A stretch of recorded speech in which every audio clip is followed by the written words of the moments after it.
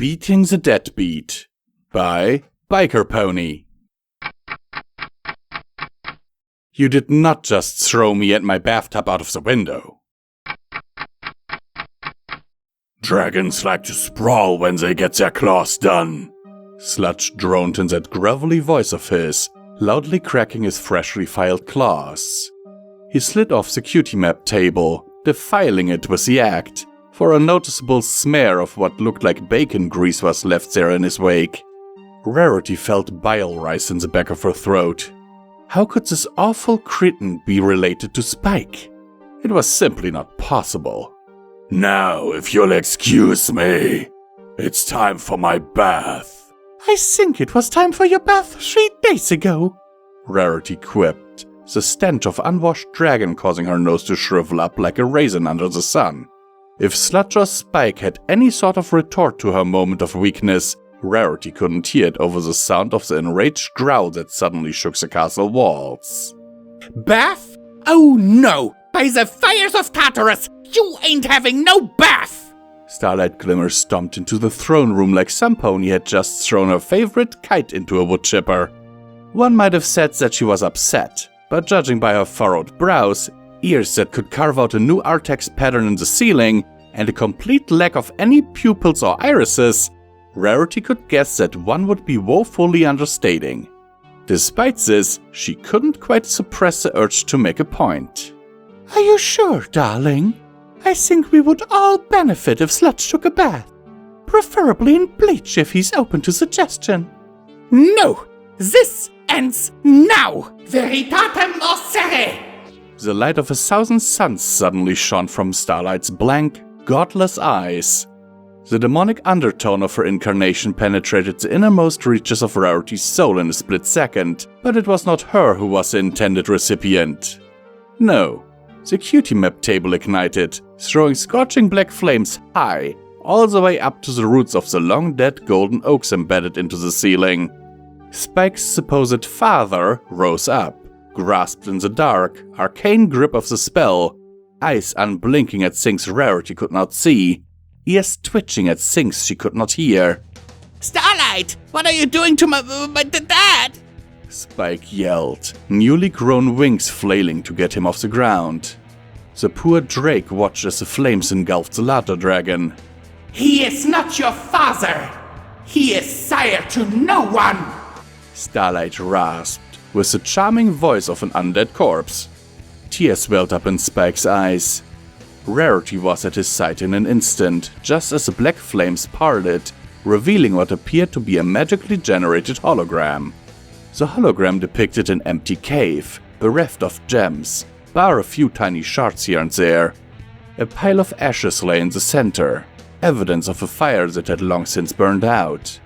And there sat Sludge the dragon, sulking right next to it. The sight gave Rarity chills from the tip of her horn to her hoofs, seeing the ghostly visage hovering beneath the real Sludge, still hovering motionless beneath the tree roots.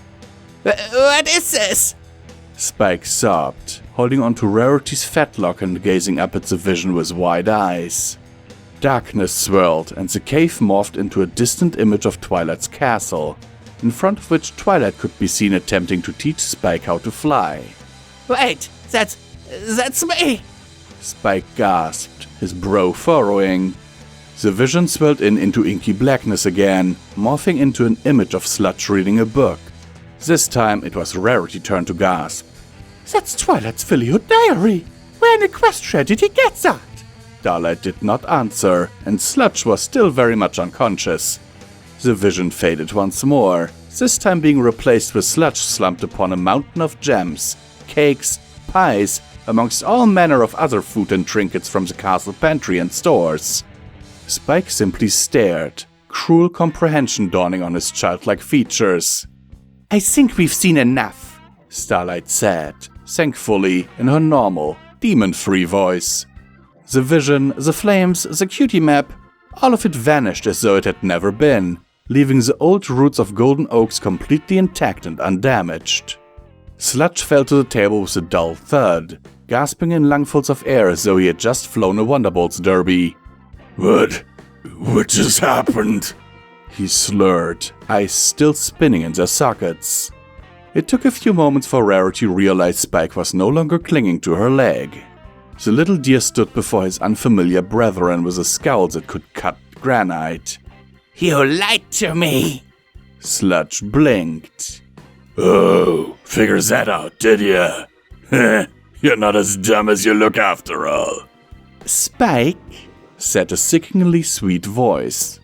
Rarity had to do a double take upon realizing it had come from Starlight. Are you satisfied that this dragon is not your father? The young drake gave a steely nod. Yeah, delightful.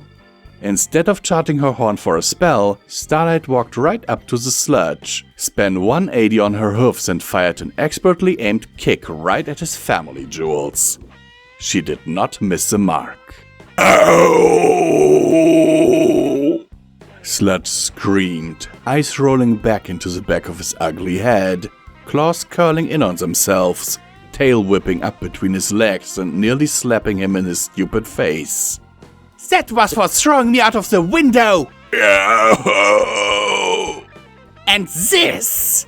Starlight growled, her horn conjuring a recently ripped out bathtub into existence. It's for taking advantage of my friend! Whack!